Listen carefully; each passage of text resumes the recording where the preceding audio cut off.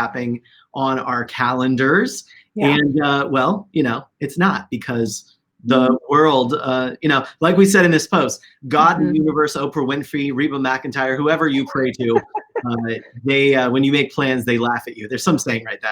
Yeah, Mother Nature or somebody. Yeah. The goddess divine, whoever you believe in, they are laughing. So we thought it would be fun to come on here and chat about the art of the pivot, because we had to do that.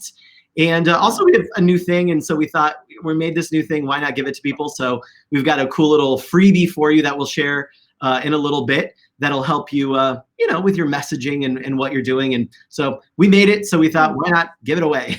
Yeah, exactly.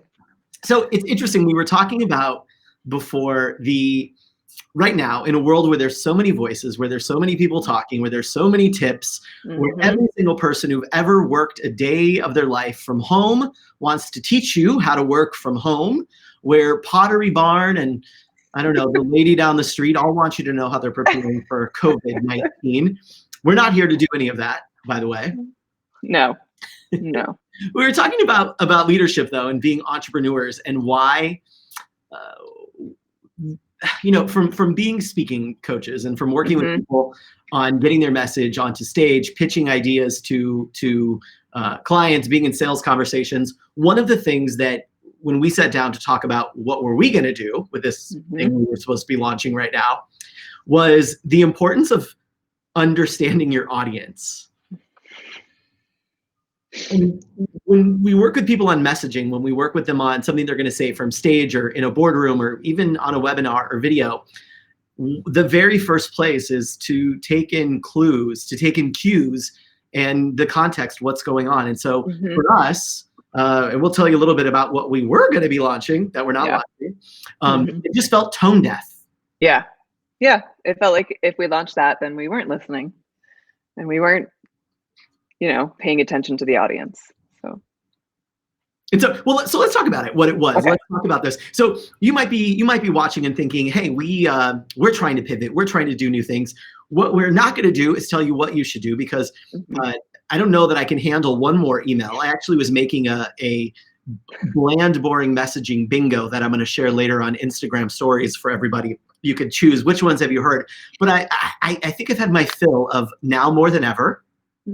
I've had my fill of now's the best time. I've had my fill of there's never been a better time. I've had my fill of work from home tips. I've had all of those, I think. And I think the challenge right now is that everybody is shouting. And last week, the people who had really interesting messages all of a sudden have nothing to say except for trying to fill the empty space.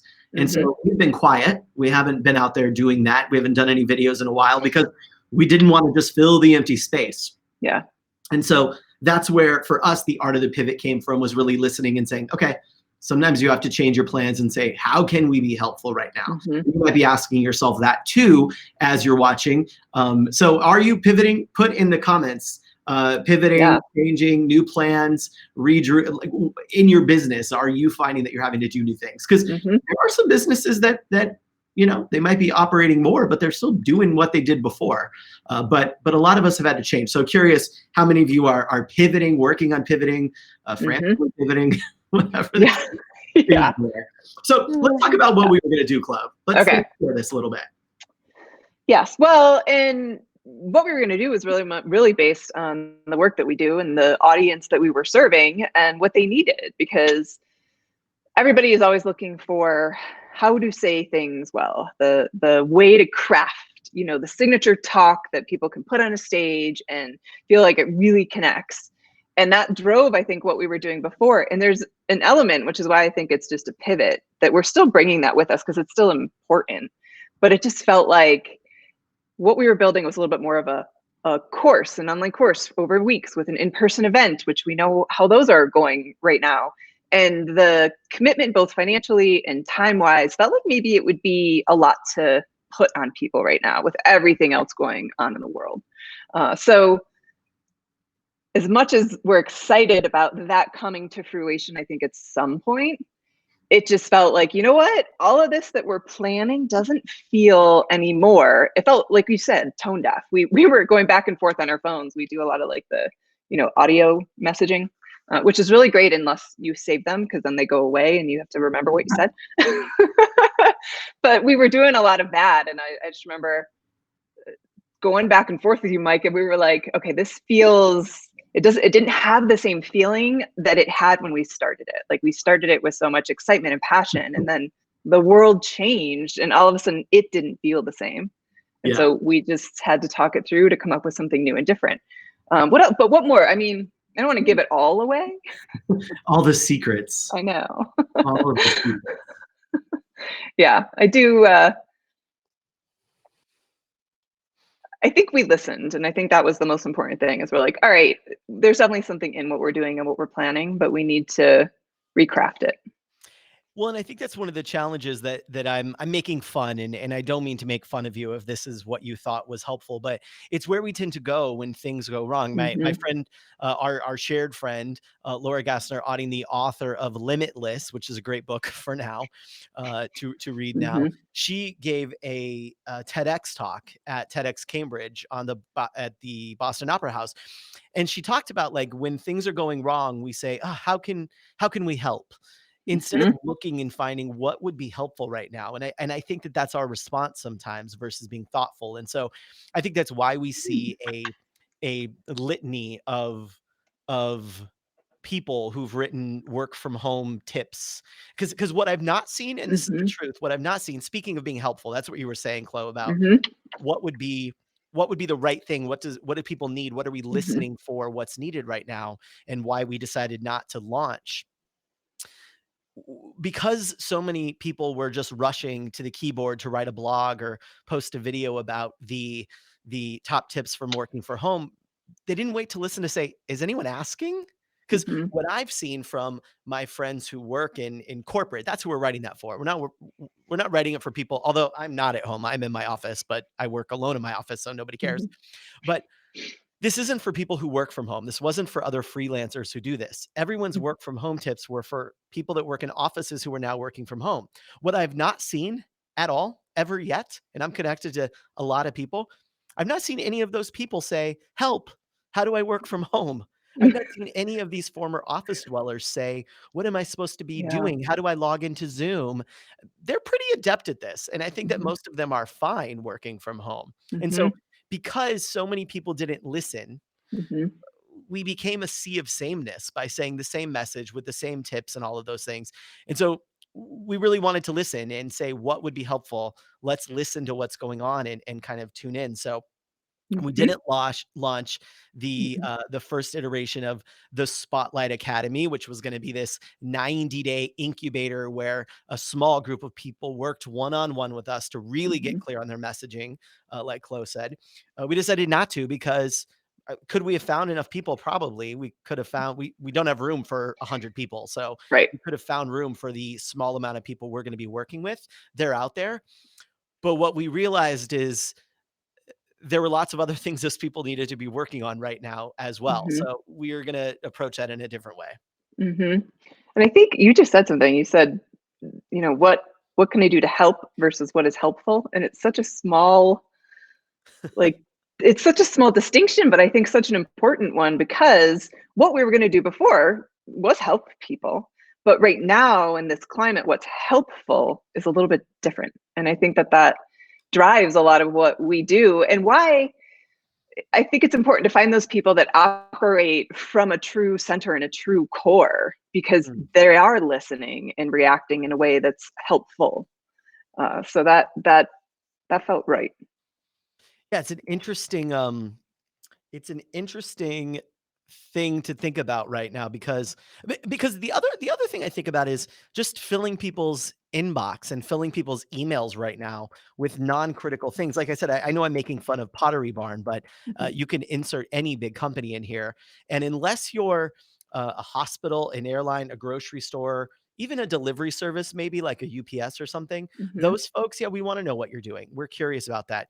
But I don't know that a lot of people are curious about what a light bulb company is doing to prepare their services. It was just another reason to say, there's an opportunity to send a message. And at that point, it just becomes noise that's not in frequency. We talk a lot about frequency when you're speaking, when you're a thought leader, when you're figuring out how to share messages. It's a lot about frequency. And the frequency is on both sides, right? Because if you think of a radio in a car, the car has to be in the right place, dialed into the right thing, like your audience. And then you also have to be broadcasting the frequency at the right level so they match. And at 97.1, when the audience is in the right area, they get clear signals. And I think sometimes we feel this rush to fill the inboxes, to say something.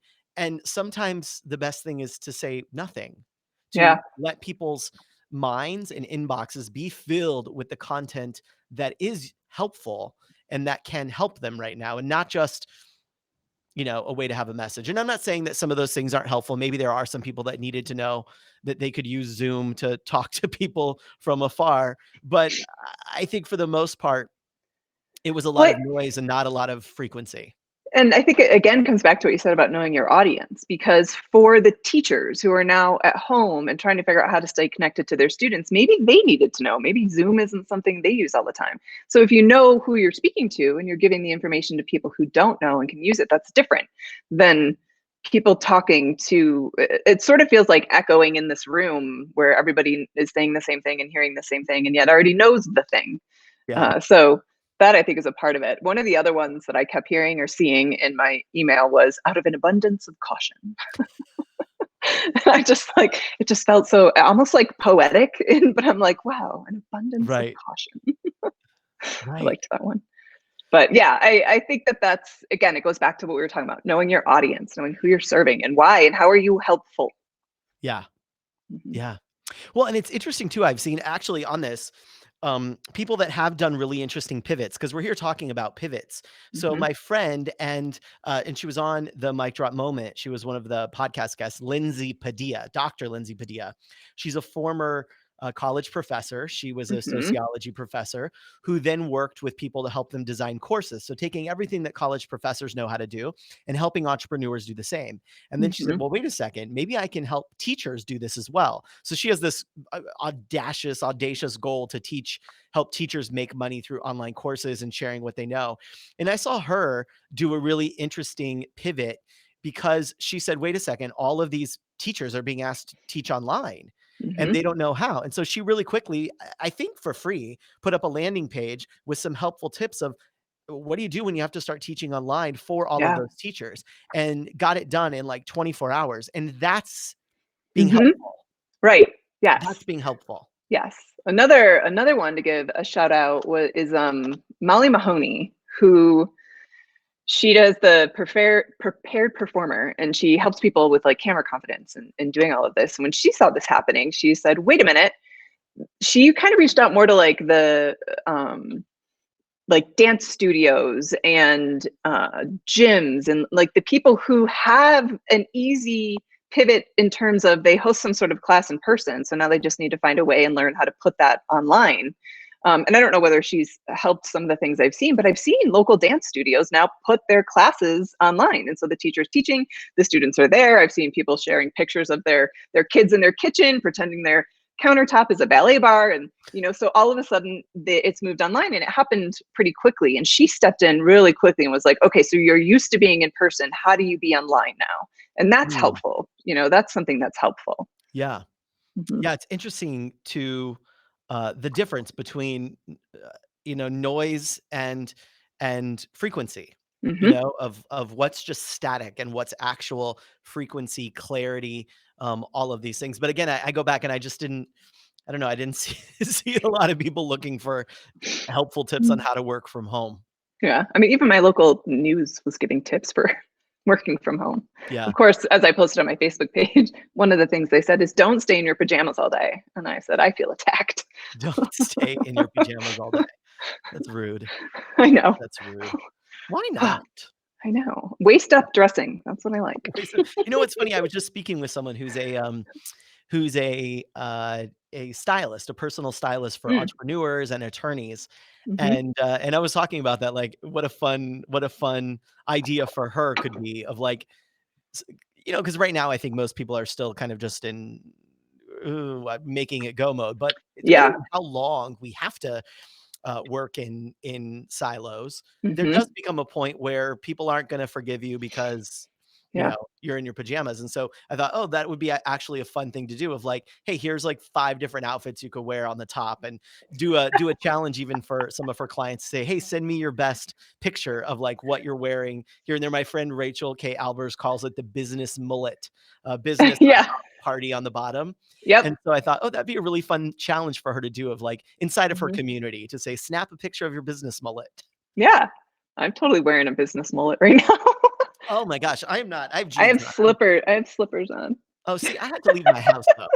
I actually had to leave my house because all of my like Yeah, right. fancy recording equipment, and my dog Elliot loves to yell at me Oh when my I'm on goodness. video. He, So he's special.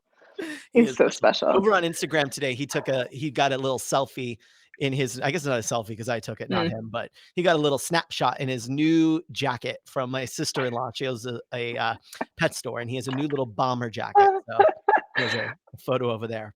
It's probably like this big too. It's He's pretty so little. tiny. It's pretty little. It's a pretty little, and but he looks like so rough in it, his little outfit. Anyway, That's awesome. that's the Anyway, dog. So yeah. we listened, we Hmm. did that, and I think if we're going to talk about like the art of the pivot, Hmm. that would be the lesson, I think, for entrepreneurs, is not to scramble to decide what can I do, because Right. there's a million things you can do. Yeah. You're so talented. You have a bunch of different ways you can help people. And if you've been in business for a while, you've got lots of different things you could do. And so Hmm. the scramble of like, what can I write? What can I shove out there? What noise can I put? Yeah. Is not going to help you stand out. It's not going to help Hmm. you be distinctive. It's not going to be part of your messaging magic. It's Hmm. just going to make you bland and feel like everybody else. And I think the art of the pivot is, yes, working fast, but also listening into Hmm. what do people need right now? Hmm. And whether that's the things you're sharing in your content, or that's the programs you're launching, or the emails you're sending, I think it's saying, what do people need right now? How can I show up for them? What would be Hmm. useful? Hmm. Yeah. And I think that part of that, which is something we embrace and can share here in our freebie that will help people understand, is knowing who you are, like what your perspective on what's happening is, so that you come at it with an opinion that is helpful, instead of just trying to find like the frequency that everybody else is on and feel like you're matching it. But standing out means, what is it that you believe or you think about what's happening in your space that you can actually do something about, and that is helpful. And I think that that's an important part of it, which is part of, one, it's where we started, right? It's still it's still the core of what we were doing before. It's the core to what we're doing now. But it's helpful in the sense that as you're trying in this new time, as you're trying to figure out what is my message and how can I come about it, knowing your strengths, your speaking style, and the way in which you create content is going to help push you further, and it's going to help find that place for you that is your perspective. Because I think some people, they either doubt that other people will care, or they're just so clouded by the conditioning that we've all had for years that they have to like kind of remove that to get back to who they are and what they believe and what they think. And it's not that it's lost or gone, it's there. You just have to get back to it, because we've had, especially women, I'll have to say this for all the women out there, we have had so many people telling us what to say, what to do, how to do it, what not to do, what not to say, what not to be, what, all of these pieces that we're always trying to balance. And it's effort to be like, you know what, get rid of all of that. I need to find the place that I started, because it's been in you forever, and then start your messaging from there. So that's a lot of what we've been working on that is still part of what we're doing. And Mike, you put it up there. I'll let you talk about it more. Well, so when we first started thinking about this, it was, how do we normally both work with people? And Hmm. one of the things that was consistent for us was trying to figure out what is true about this person, what is Hmm. true about how they show up and how they communicate, and what are their normal go-tos. And one of Hmm. the things you see a lot is when someone is being who they are not, in front of others, we sense it. There's a in Malcolm Gladwell's book, Talking to Strangers, he talks about transparency. And we assume transparency in others. We, as much as we want to think that we think negatively, we don't. In general, we default to truth. That's one of the ideas from his book and from Dr. Levine's research. And that we assume transparency, which means if someone seems nervous, we believe they're lying because that's why they're nervous. And there's all these studies that show people that are just nervous, we believe, like Amanda Knox is one of the stories in the book. And he talks about how, because how she presented didn't appear how we think someone should have presented, we assumed, she must be hiding something, when she just was a nervous, awkward person, possibly. Yep. And we do the same when someone is nervous or anxious. We think, oh, there's something wrong here. This is going on. And the real challenge is they're just trying to be someone they're not. They're showing up, and their style is to be very buttoned down, very organized, very thoughtful. Every word, every slide, every image has been curated. And then they try to show up like Rachel Hollis or Tony Robbins or somebody that they've seen because they think that's what a motivational speaker is. Yes. Or there's somebody who is very much driven by a relationship with the audience. They have this big picture vision and they want everyone to see it. And they try to get wrapped up in slides and organization and bullet points and memorization. And then it doesn't work. And so then the audience doesn't believe it, or the audience doesn't see it, or there's so much going on for the speaker or the communicator that they dread it, And so when we first started to think about it, we realized, well, wait, there's actually a couple of buckets. There's a couple different kinds of people that we typically see. And then we thought about, well, how would they organize a talk? How would where would their go-tos be? Would they use a lot of stories? Would they use a lot of data? Would they use a lot of images? Would they be speaking to educate, or would they be speaking to inspire? Would they be speaking generally to motivate, to get people to go take action like a coach? And as we started to look at that, we realized, there were some buckets. Now, this isn't a personality quiz to tell you, who you are in your life and what you should do or any of these things. It was really for us to say, there might be some categories of the way people present information and think about it. And so that's how we ended up coming up with this what's your speaking style quiz, which I put the link in the You did good. You can go check it out. If you're listening to this and you have your phone in your hand or something, you can also text the number 44222, and then one word, my spotlight, like Spotlight Academy. My spotlight, and then it'll ask you for your email address. We'll send you when the quiz is ready. It's almost ready. We're almost ready. I know. So close. Testing. But we wanted to come on here and talk about pivoting with you, and so that's how we're pivoting. But the quiz will be ready. It'll tell you one of 6 different styles. Do you want to talk through? Go ahead. You're gonna ask if we want to talk through the styles. We should a little bit. I think we should touch on them. But I also want to say that, like any personality style, if you're going to go do Enneagram or you're going to go do Strengths Finders, not that this isn't that, right? This isn't that. This is a little bit different. But you may find you want to be one particular style and you're a different one. And you may find that within a style that you take the quiz and you get to the end and you're a certain style, that you think, oh, but I have a little bit of that other one in me too. That's entirely possible. It's just about finding where you have the most, where you start from, right? Where you operate from most naturally. It doesn't mean you don't have something from another style. It just helps you get down to the foundation of who you are so that you can build from there. Because I think one of the things that happens is we see people who are amazing speakers and do things really well on stage and connect and all this, and we just want to be that.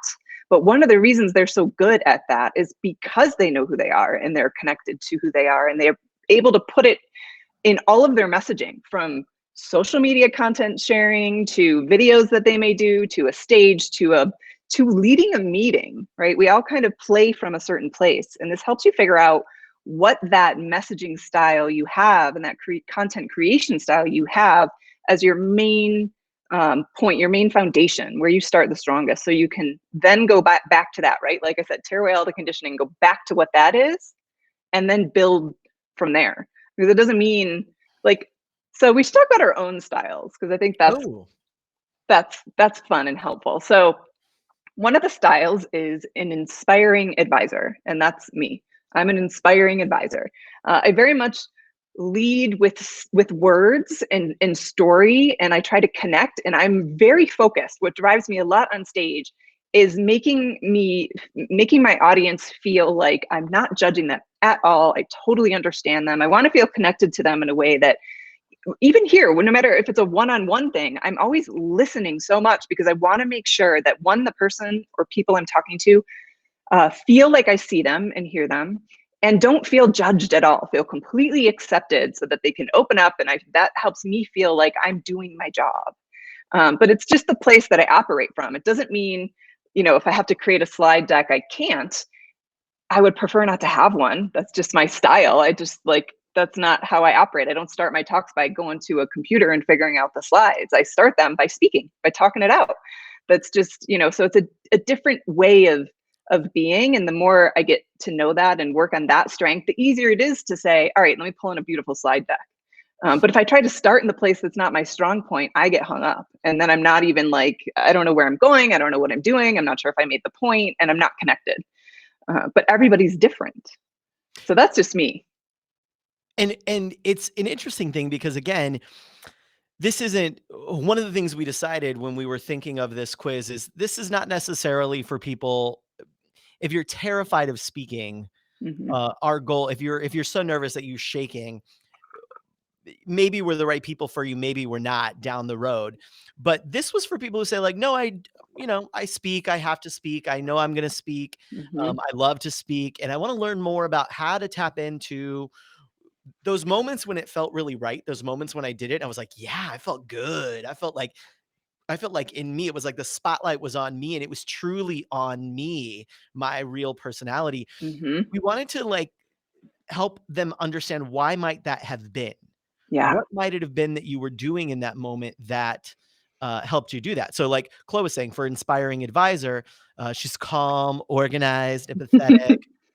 All of these Mm-hmm. things are things that we share with on the results from Yes. the quiz. Once that's ready, it'll be ready either later tonight or tomorrow for sure. Yeah, it's Um, great.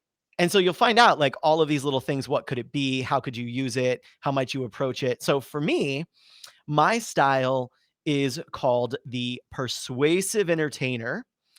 And so for Mm-hmm. the persuasive entertainer, our strengths are that we're typically really passionate. And again, it's not that people who are the other type are not passionate. It's that we show up on stage very passionate to people. We show up as confident, charismatic. Those are the things that if you ask somebody who saw us speak, what would they say about us? They would say, oh, that person was confident, charismatic, really passionate about what they were saying. Yeah. Those are the types of things. So what are we great at?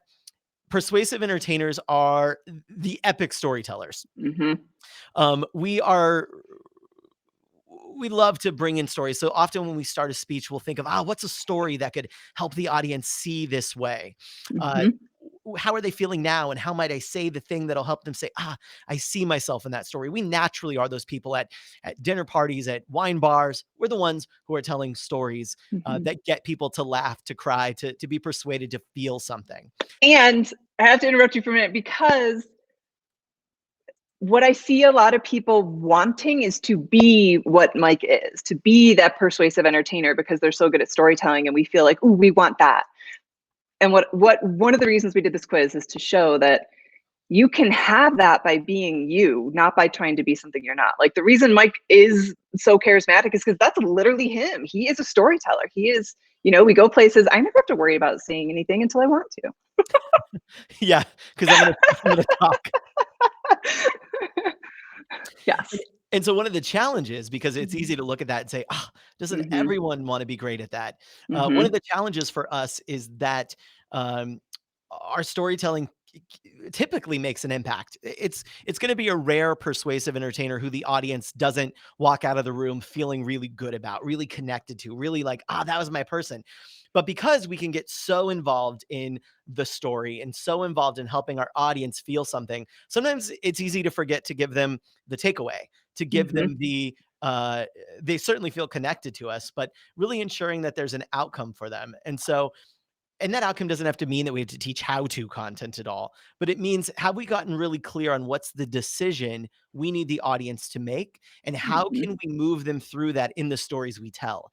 Because what often will happen, and this is so true for me sometimes, is the audience will leave and feel like, oh my gosh, I laughed, I cried, I loved that person up there, I want to be like that, I wish I was more like that, that was so fun. And then it's like, wait, I don't really know what, I mean, I know what the point was and I know the thing and I kind of get it, but what exactly am I supposed to go make a decision about? And so I've Mhm. learned that I have to be really thoughtful and include very specific, clear moments of that throughout my speech so that I nail those moments. Mhm. And so when I'm sitting down to write a talk, that's usually where I start. Where's the audience at? How are they feeling? How do I want them to feel? What Mhm. can I do to make them do it? That's the thing I would do.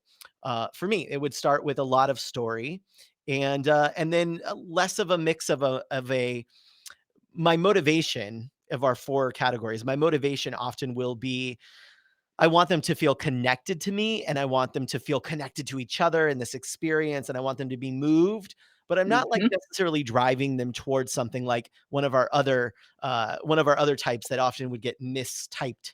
These two, the Mhm. persuasive entertainer and this other type we have. The motivation is not so much go do this thing like a coach. It's more, did you feel something? So it's Mhm. a different kind of motivation that I'd be going for. And Yeah. images, maybe, maybe not. There's an image that goes with the story, a picture of a dog or a picture of a cat or something, but He's sometimes very not a well lot of known for imagery. telling his like being in his story and then realizing he's like 3 slides behind. Yeah, that happens. I'll get through the story and be like, "Oh, wait, there was a picture of a mongoose back Yeah. there. I was telling you about the mongoose on the vacation, and, Yeah. hold on, let me go show you Yeah. what a mongoose looks like," because you get Right. into it with the audience, and there's so much shared, connection there. Being charismatic Mhm. requires a lot of, uh, connection. So there's so much there that sometimes I'll be like, "Oh, wait, let me click real quick because we're like 6 slides back." Mhm. This happens all the time. That's great. And you kind of hinted at there being a difference between this one and the next one. So not the next one, but another one. And that what he's talking about is there's another type called the motivating maverick. And it's somebody who's a natural connector and they're enthusiastic with their audience. They make really bold and risky decisions and they're always creating energy.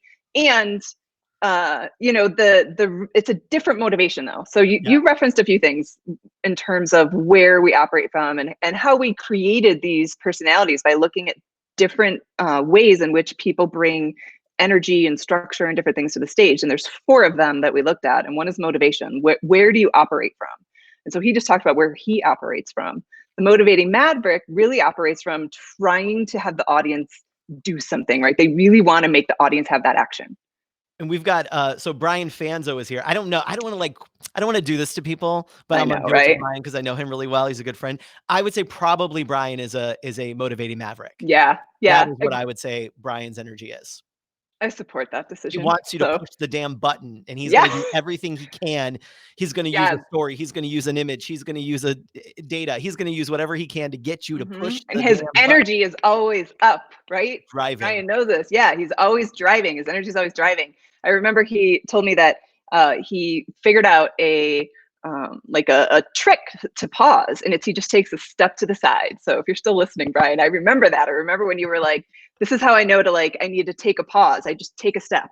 And that helps him go, okay, I gotta take a moment here to let people catch up. And but that's so one of the coming from that place of trying to drive action, one of the risks, right, Mike, you talked about your risk. One of the risks the motivating maverick has is that if you drive too hard and your audience isn't really with you, like if you show up and your audience is kind of low and you come in here and you just try to drive your audience up, but they're always lagging behind you, the risk you run is that it can come off a little authoritative. You can be a little authoritarian.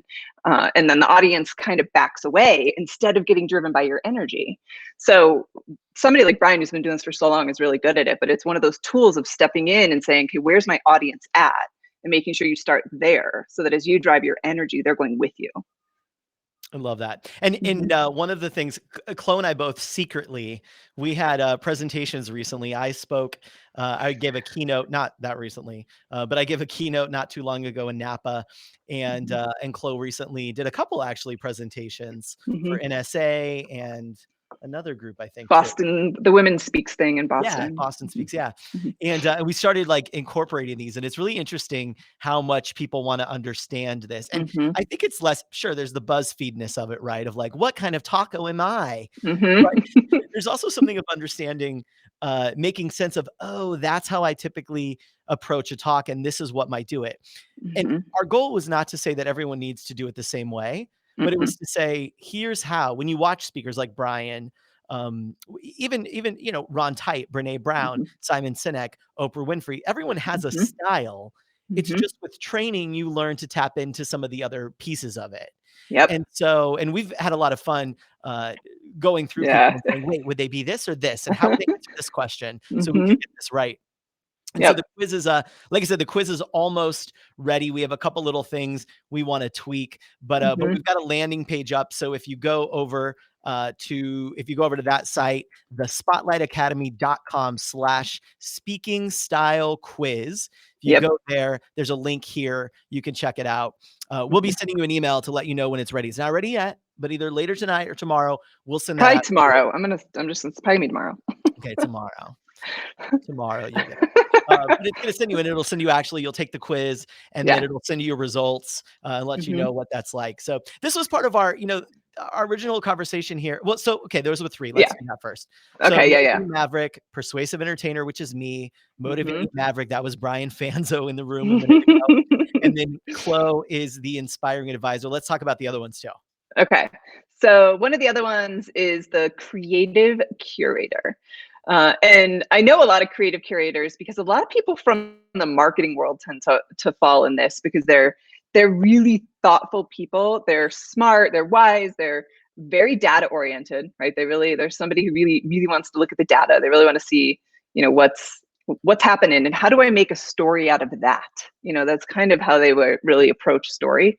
But there's somebody who they're research oriented, right? And they think about their structuring their talks in such a way where it's like, okay, I've got to think about from beginning to end how every piece moves, how the slide deck moves with it. They're, almost like I like to say people choreograph. They are very good at choreographing every aspect together and making it this beautiful experience. And like there's somebody who you would never say, oh, that was kind of a sloppy presentation, because that's just like not even in their scope of understanding what a presentation could be. They're just very good at building not only the content and the slide deck and the presentation, but that trust level with the audience. So they kind of operate from that place of, I'm going to make sure the audience trusts every word I say because I have looked at it and I've researched it, and I know without a doubt you won't be able to poke holes in it because I'm not going to put something in front of you unless I'm 100% confident it is what needs to be said.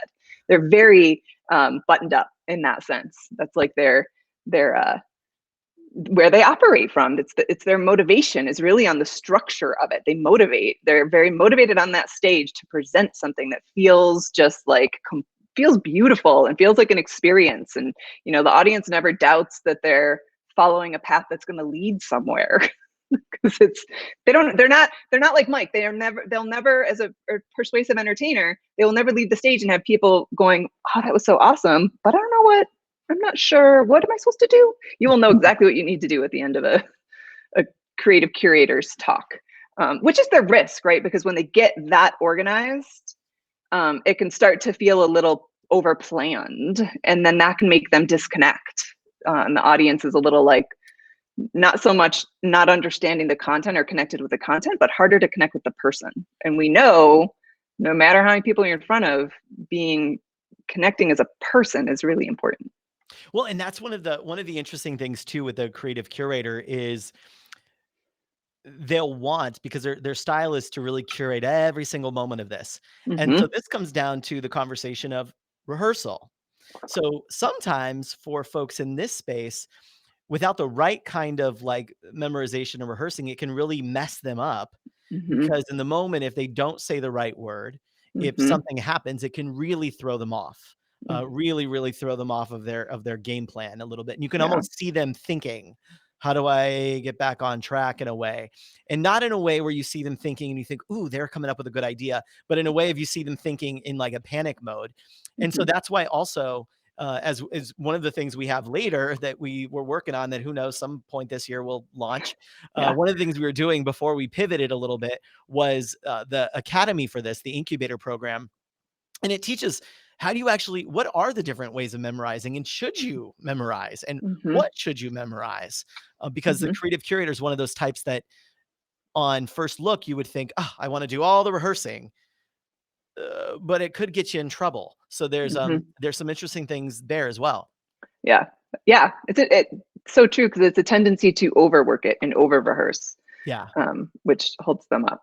Yeah. I love one of the things we did also on these on the pages when you get the details after you take the quiz. There's these little ideas, and one of them is your superlative. So you remember from high school, the like, most likely to do this. I love the one for the creative curator. The superlative is most likely to win a Webby Award for best designed slide deck. Yes. These are the people, you know, for me, if you go on to SlideShare, right?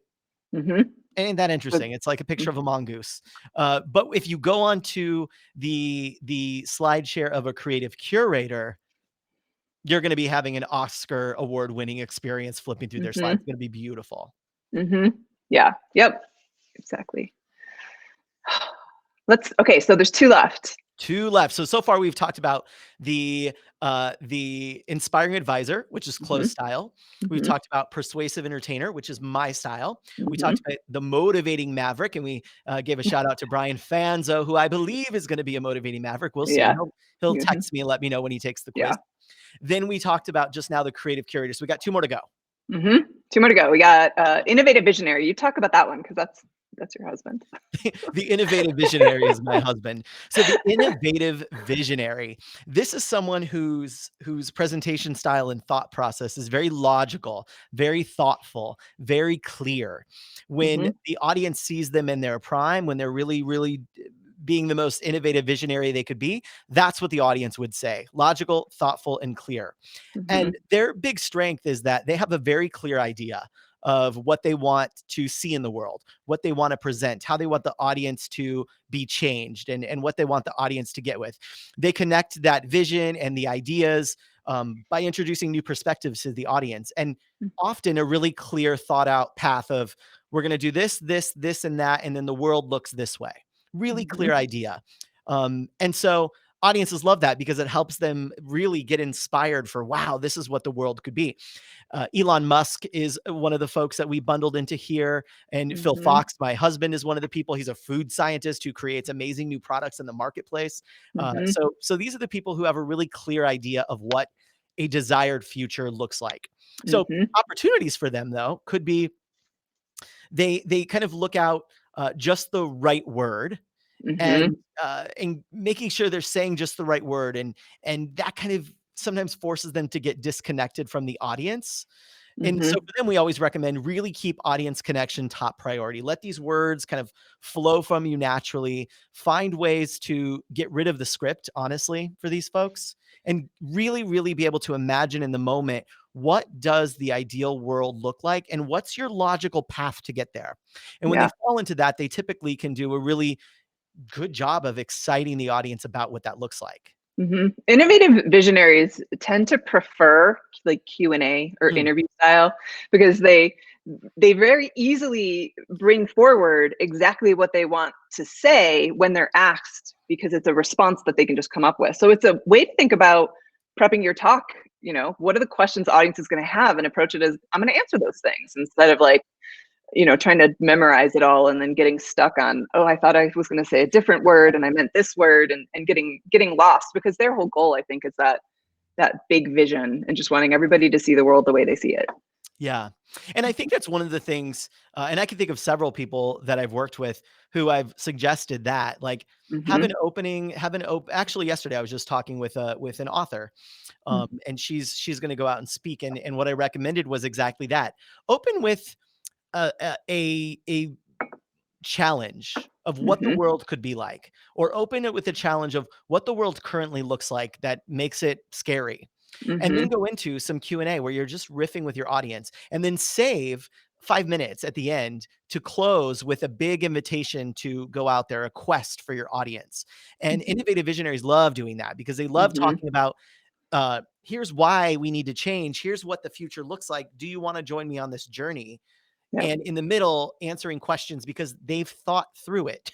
Mm-hmm. And Mm-hmm. they'd love to share that. One of the, I think the thing that's like an interesting, helpful thing here is to say, even like you were saying, Chloe, if you can't do a full Q&A, how can you mimic a Q&A? How can you Mm-hmm. cheat towards a Q&A with your Mm-hmm. slide decks? And one of my little tricks is make your slide decks just a bunch of questions. Like, Mm-hmm. why is the world doing this? And you look at, oh yeah, let me tell you why the world's doing that. Yeah. And then you have your kind of bit that you've worked on. So Yep. innovative visionary is a fun person when they're operating at their peak. Fun Mm-hmm. person to be around. Yep. Very cool. All right, we have one more. And then we want to get to our offer. Okay. Or offer. I didn't even mean it like that. What we're doing, what our pivot is. How was our pivot? Okay. So the last personality is the convincing educator. And this is somebody who is very focused on what the audience is learning, making sure that they are always teaching them something. And they're usually really good at getting across like very complex ideas, so that the audience really can understand them, because they like dissect them, right? They pull them apart and make sure that they deliver step by step by step. They often will approach creating a talk by like making an outline, which they turn into more of a curriculum, and that lets them and leads them through every point they need to make in such a strong way. And then they get very, very focused on delivering everything in the right order and in the right way. And they're really good at making, I think, audiences feel smart, because they're able to break down the content in such a way that they don't lose people.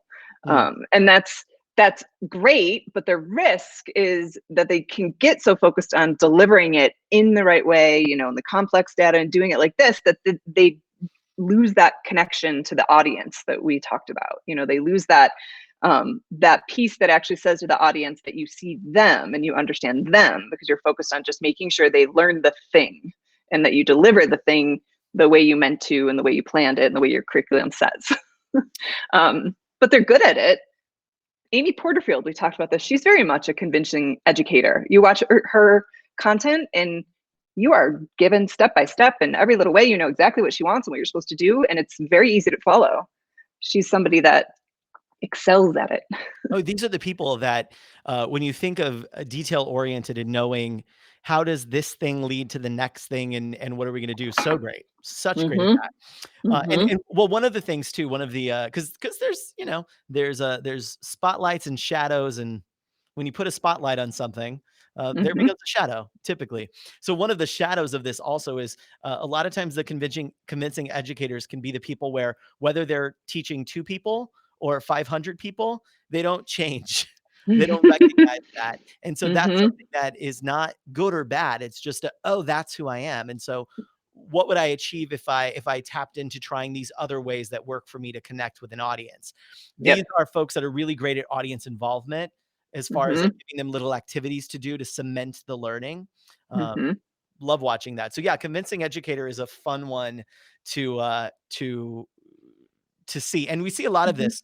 A lot of people that really excel at workshops. These people are going to excel at workshops, by the way. These are people that are going to be really, really effective teachers inside of courses as well, because they're going to have thought through how does each thing lead to the next. Really, really great there.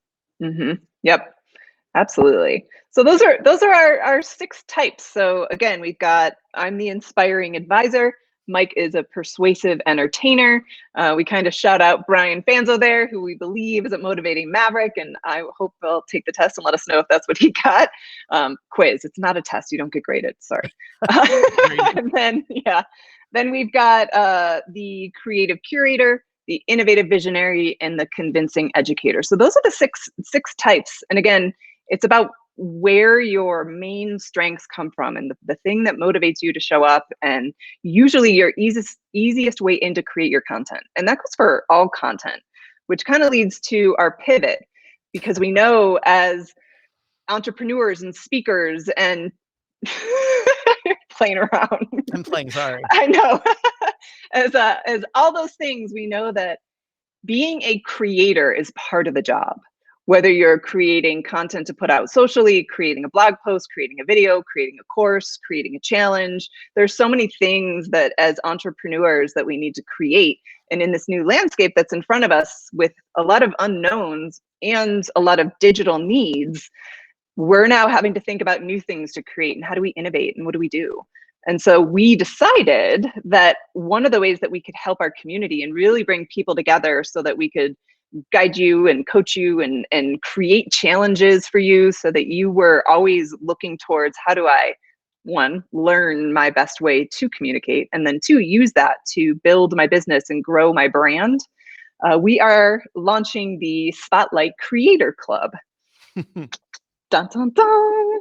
And that is it's going to be a private Facebook community. It's going to be a membership community, but super, super, super, super reasonable, because our goal is just to get as many people in there so that we can do this. We can do Facebook Lives with you and talk through your questions, your concerns, challenges. Yeah. So one of the things we thought is in this time where so many entrepreneurs, so many people are thinking of how do I, because speaking is just another form of messaging. It's another form of broadcasting, of mass communication. And so we realized, well, yeah, we talk about speaking, but we often help people with their business offers, with their video offers, with their webinars, with all of these different things, with figuring out their story of their brand, their story for their about page and all of those things. And we thought, okay, so how can we take some of those things and still be helpful in a way that was easy? So we're going to have the Spotlight Academy page where you're watching this. You just join this and we'll be here pretty frequently doing little talks like this. And then inside of this other community that we're going to send out eventually here this week, we are going to be doing also small sprints. I like to call them sprints. And that'll be like 3 to 5 day challenges. And through the course of that, maybe if you're somebody who is wanting to up level your video presentations, not doing webinars as your keynote, but doing things like this, feeling really confident and comfortable and knowing how do I leverage my speaking style, my messaging magic, if you will. How do I leverage that so that I show up really well on video, that I show up really well here? Thinking through different kinds of Instagram challenges that we can help people with. So as we looked around and we saw this like cacophony of noise, of everybody teaching everybody how to work from home and nobody asking how to work from home. We saw everybody teaching. There's so many places to go to learn how to do your keynote as a Zoom call in a webinar. We thought there's plenty of voices out there to help with those things. And what we know we're best at is helping each person that we work with figure out who are they. And when they show up in front of other people, when the spotlight is on them as their true selves, with all the crap removed, with all the conditioning gone, when they show up, what does that look like? And we realized that we can help people with that in so many different ways. And so this, I'm really excited about these sprints because I like, yes, there's great work to be done in a 90-day incubator, which is someday we'll be back with that. But there's a lot of cool things you could do in 3 to 5 days. And what a fun thing to have a small community to do it with and say, hey, in 5 days, I'm going to redo my about page. I'm going to outline a book, if that's something you want to do. I'm going to figure out a video strategy for the month. I'm going to play with different ways of topics I can talk about on Instagram or on video or in my email newsletter that are consistent with my story. So I'm not just having to tell the world what I'm doing about a coronavirus, but are consistent with my story, my message, who I am, my point of view, and also take into account what's going on in the world. And I think that's going to be super fun. I do too. And I think it's important because there's an element to this that is a mindset piece on just how do you stay connected to you and connected to the world and connected to your audience and, show up the way that does shine the spotlight on you, that does shine on your strengths. And that's something that we both enjoy helping people get to because it's in everybody. And this is a time when we feel like people really need community and need these little mini, instead of this 90-day thing, they need these little mini things that they can feel like, okay, I did that, accomplished. And we want to help people with that. Yeah. And so that was our idea. That was our art of the pivot, was how do we not become more noise out there telling people what to do and what we're doing, but how could we do something that was actually useful, that helped entrepreneurs? Entrepreneurs are the greatest creators. And so how can we help them get back to creating? and not just creating, there's people that can teach you about journaling and art journaling and things like that, but actually creating useful, helpful things for the world and for yourself and for your communities. And so that's what we'll be doing. So if you, the way to find out, I guess, would be either join this group, like the Yep. Facebook page here, or Mhm. go sign up to get the quiz. The quiz is not quite ready yet. We're going to be sending that out tomorrow. Mhm. So you go over to Yeah. to sign up for the quiz at thespotlightacademy.com/speaking style quiz. The link is pinned right here for you as well. Go there, Mhm. you put in your email address, it'll sign you up, and then tomorrow morning you will be amongst the first people to take the new quiz. And then we'll stay in touch. We'll let you know when the Spotlight Creators Club, when that's ready to go. Mhm. It'll be towards the end of the month. We're going to be Yep. doing 3 to 5 day activities. We're going to be doing all kinds of interesting things there. So Mhm. you definitely want to be in there. It's going to be easy breezy for most people to Yeah. jump in there with us. Mhm. It'll be fun. Community building in a time that it's needed. Yeah. Yeah. So Mhm. anyway, that's what we're doing. Thanks for hanging out with us. Yeah. We'll hope you go take the quiz. It'll be super fun to see. It'll be interesting to see as people we know take it, I and to see know. like, oh yeah, because we have like a little list of like what we think is What going to we happen. think. And when we were designing this, we were sitting right Mhm. here in my office in Los Angeles, on the floor, in fact. We were laying on the floor. Yeah, we'd spend time remotely doing it, and then we got together, Yeah. lying on the floor with big sheets of paper and mapping Mhm. it out and thinking through it and tying everything together and looking at a Yep. bunch of different pieces. And we went through real people we know. We went through celebrities to come up with Mhm. these styles. So it'll be fun to see how that maps out Mhm. if we were right. Yeah. It will. Cool. So Okay. take the quiz. It is at thespotlightacademy.com/speaking style quiz. Links right here for you. And then we'll be in touch Yep. tomorrow to hook you up with the actual quiz, and then and come back in here and share with everybody what you got. That'll be fun. So thanks Yes. for joining Want to us. know. Bye, everybody. Bye.